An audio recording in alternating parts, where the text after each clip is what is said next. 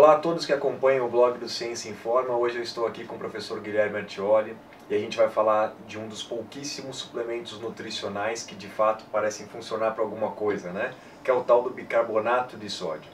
Então eu gostaria de abrir essa discussão perguntando para você, Gui, como que o bicarbonato de sódio pode ajudar os atletas? Muito bem, antes só queria fazer uma observação a respeito desse assunto, porque apesar de ser um dos poucos suplementos que funciona, eu aposto que o pessoal que está assistindo a gente, a maioria dessas pessoas, nunca ouviu falar do bicarbonato de sódio como um suplemento que melhora o desempenho. O que é algo que acho que até vale a pena a gente comentar mais pra frente. Mas respondendo a sua pergunta, que é como que funciona, né?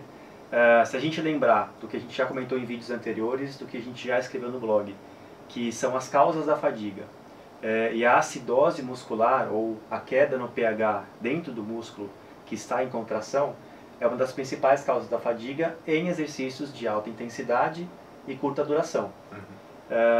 Lembrando que o bicarbonato ele é o principal tampão sanguíneo, né? Lembrando que o tampão é aquela substância que neutraliza os ácidos, então o tampão tem a função de regular o pH. Quando você toma bicarbonato de sódio, você aumenta a sua reserva tampão no sangue, portanto você aumenta a sua capacidade de regular o pH. Demora mais tempo para você entrar em acidose, demora mais tempo para você entrar em fadiga. Tá legal, mas quando a gente toma o bicarbonato de sódio, ele não entra no músculo, né? Como é que funciona esse tamponamento?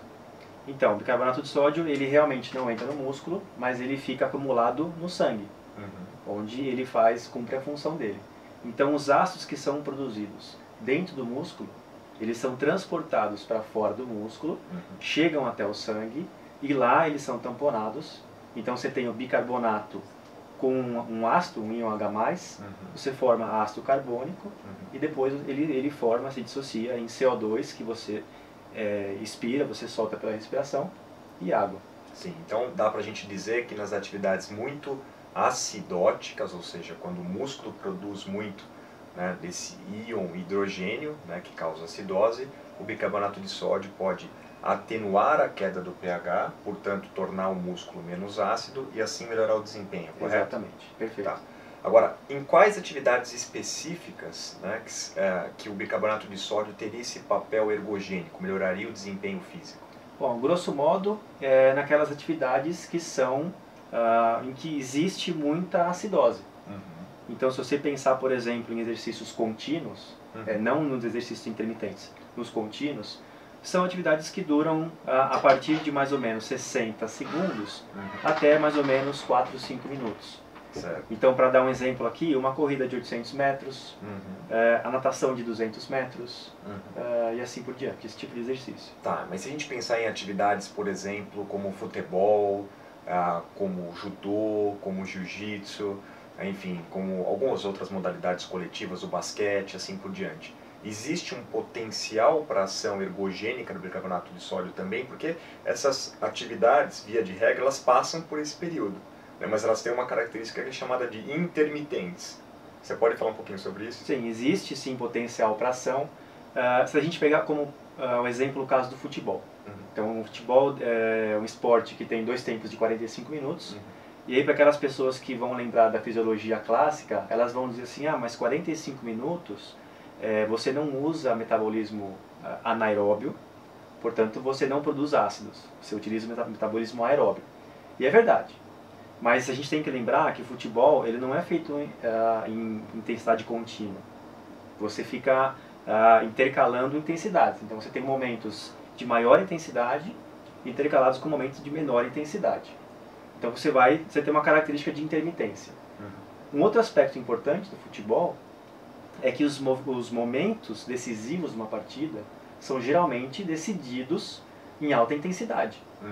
Então, o que vai decidir se o atacante consegue fazer o gol ou se o zagueiro consegue chegar antes na bola é aquele sprint. Se ele estiver em fadiga, se algum dos dois estiver em fadiga naquele momento, vai meio que determinar quem que vai chegar primeiro na bola e se o gol vai ser evitado ou se vai ser marcado. Perfeito. Então, nesse tipo de momento, pode ter sim fadiga sendo causada por ácidos, né, por acúmulo de excesso de ácidos, e sim o bicarbonato de sódio poderia ter um papel de melhorar o desempenho. Puxa, falando assim, a gente pensa num potencial de ação, né, do bicarbonato de sódio bastante amplo, né? Se a gente pensar nas modalidades coletivas, as modalidades de combate, principalmente essas que a gente chama de agarre, né? Há um espaço importante para o bicarbonato de sódio, né? E aí você disse, poxa, o pessoal que está assistindo aí a gente no blog do Ciência Informa provavelmente nunca ouviu falar da ação tamponante e ergogênica do bicarbonato de sódio. Por que isso, Gui? Bom, eu vou te falar da minha opinião, né? Como que eu vejo essa questão.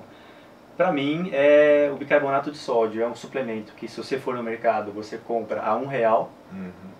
Então, ele é muito barato. Isso não é bom? É bom para o atleta. Para a indústria, isso é péssimo. Por que ela vai colocar um rótulo para vender um produto a, sei lá, 20, 30 reais, sendo que o atleta pode ir no mercado e pagar R$ 1 pelo mesmo produto? Então, por ser algo de muito fácil acesso e por ser muito barato, a indústria não tem interesse em comercializar bicarbonato de sódio.